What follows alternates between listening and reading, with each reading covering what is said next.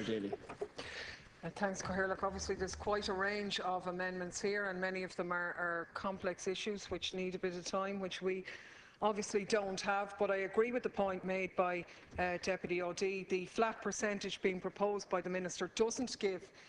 any recognition to some very important variable factors such as length of pensionable services, but the amount the person contributed over the working life, the age that they were pre-retirement and so on. All of these variables do form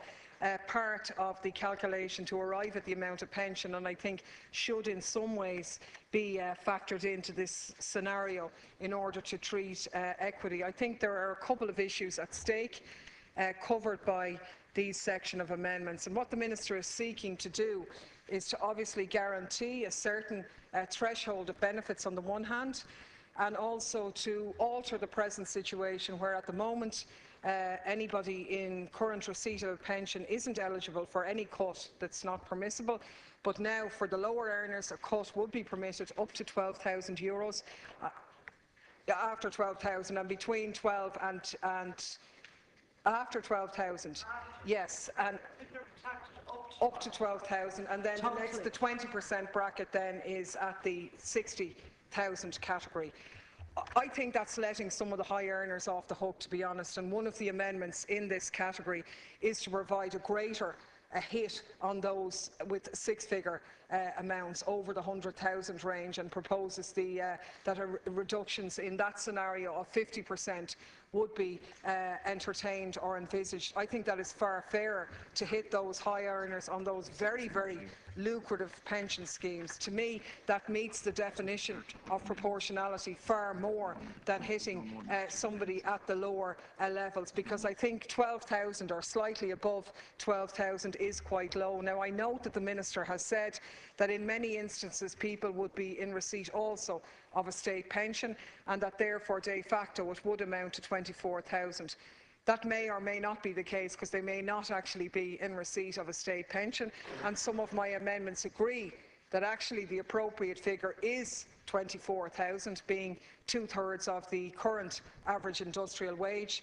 guaranteeing a pension at that level and not allowing it to be cut, I think is appropriate in the present circumstances, but I'm not sure that the bill as it's presently constituted actually does that, because some people wouldn't be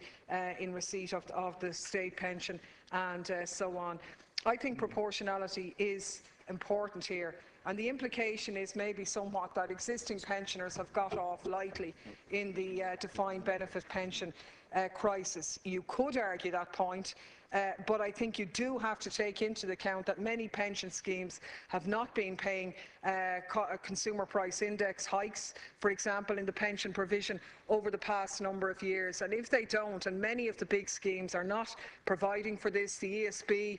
the banks, the airports and that have frozen the pensions to their employees. There's some releasing of that at the moment, but de facto then pensioners have contributed to the scheme and to monies going back into the pot to be shared or to be kept afloat by others. And if, say, for example, inflation was to be at 2%, well then over a 10-year period, €100 would only get you a purchasing equivalent of about €60. So they have made a contribution, and I think we do have to look at this a little bit closer. I think the point is that the deferred pensioners, when this legislation is passed later on, their position will be improved compared to what it is this morning. That's true.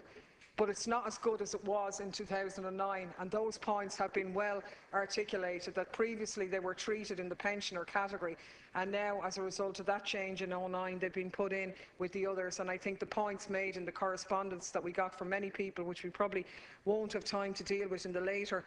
amendments, do need to be taken on board, and unfortunately I don't think they have, as indeed the points on some of the issues around right of audience and so on.